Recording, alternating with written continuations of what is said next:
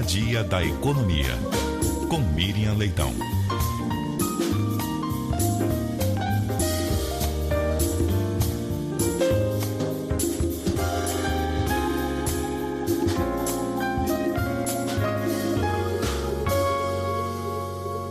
Muito bom dia para você, Miriam Leitão.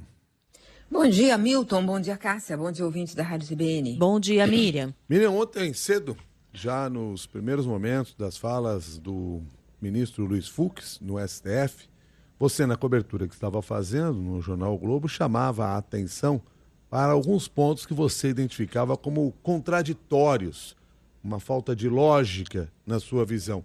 Isso se prolongou ao longo de todo o voto? Isso se aprofundou ao longo de todo o voto. Foi um voto muito contraditório dentro dele, entre ele, com ele e do próprio ministro Luiz Fux, com o ministro Luiz Fux. Eu quero, antes de começar por um outro ponto, que consequência do voto, né? Que consequência tem esse voto que absolveu tanta gente? Ele não vai ter muita consequência, a menos que tenha mais um voto a favor da absolvição, e aí os réus podem levar, os réus que foram absolvidos, duplamente absolvidos, podem fazer embargos infringentes e levar para o plenário, né? Pedir para levar para o plenário, para recorrer a um órgão superior, que da primeira turma seria o plenário.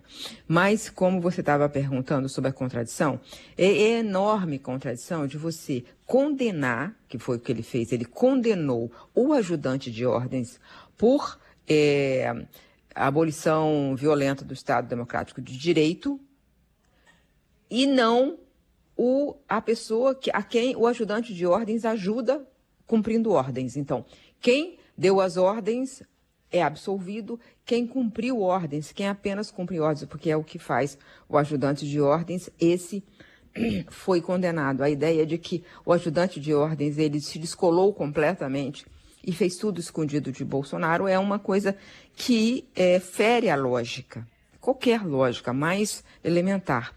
E a mesma coisa com o Walter Braga Neto. Se não houve nada daquela conspiração, e ele disse que não houve organização criminosa e tal, essa ideia de que sozinhos o Walter Braga Neto, o candidato a vice, né, na chapa, contra a opinião ou o conhecimento do candidato a presidente, tenha tomado a decisão de iniciar um plano para matar Alexandre de Moraes, e ele, no voto dele, ele não falava de matar o presidente e o vice-presidente eleito, só falava de matar o Alexandre de Moraes, qualquer pessoa sabe que isso não faz nenhum sentido. Então, isso é contraditório, isso é a contradição interna do voto. A contradição de Luiz Fux com Luiz Fux é que ele votou sistematicamente para condenar todo mundo do 8 de janeiro e, mais importante, uma preliminar que ele levantou, que aquele não era o foro adequado, porque as pessoas que estavam sendo votadas, exceto o Alexandre Ramagem, né? Ele nem falou exceto o Alexandre Ramagem, ele falou que aquelas pessoas não tinham prerrogativa de foro. Alexandre Ramagem até tinha. Mas todos os outros, a ideia de foro foi ampliada para pegar pessoas que fogem dos cargos, cometem os crimes e, ao sair do cargo, não pode ser julgado pelo Supremo. Então, muita gente deixava o cargo, né? A gente viu isso várias vezes, ou deixava o mandato, renunciava ao mandato para fugir do Supremo. Então, o Supremo fez um outro entendimento.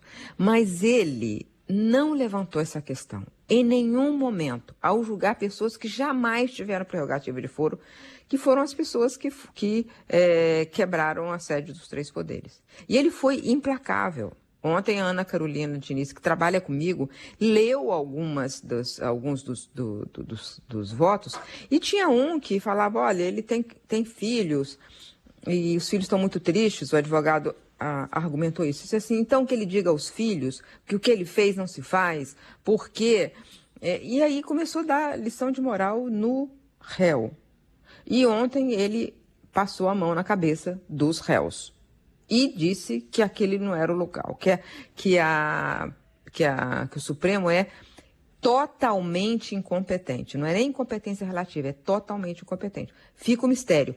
Quando foi que o Fux mudou de ideia? Porque ele em nenhum momento explicou por que ele votou. No voto dele, ele podia ter feito uma parada e falar, olha, é o seguinte, eu votei diferente porque eu entendi, agora eu entendi assim. Então, mas não, ele não deu esse conforto a quem o ouvia. Cássia. E Miriam, com esse voto, como você pontua aqui na sua coluna no jornal Globo, o ministro Luiz Fux acabou confirmando que o Brasil vive sim uma democracia e não uma tirania do Supremo, né? Esse ponto é muito importante, porque, assim, claro que a gente comenta os equívocos ou as contradições do voto, mas tem sempre que deixar ressaltado, Cássia, e que bom que você fez essa pergunta, que a divergência é natural e saudável na democracia.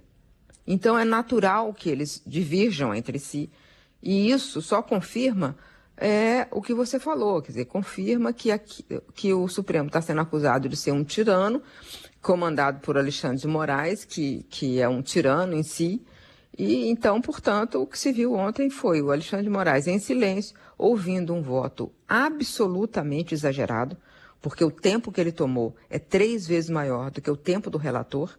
Isso é contra qualquer parâmetro do Supremo. Normalmente, o voto maior é do relator, por óbvio. Ele fez um tempo de 3 vezes maior do que o voto do relator, e o relator ficou em silêncio e ele divergiu totalmente, inclusive fazendo algumas referências a várias vezes ele se virou para Alexandre de Moraes falando que ele discordava. Ele tem o direito de discordar, mas nós também temos o direito e o dever de mostrar que esse voto dele tem contradições internas e dele com ele mesmo em votos do passado. Muito obrigado, Miriam. Um bom dia para você. Bom dia. Bom dia.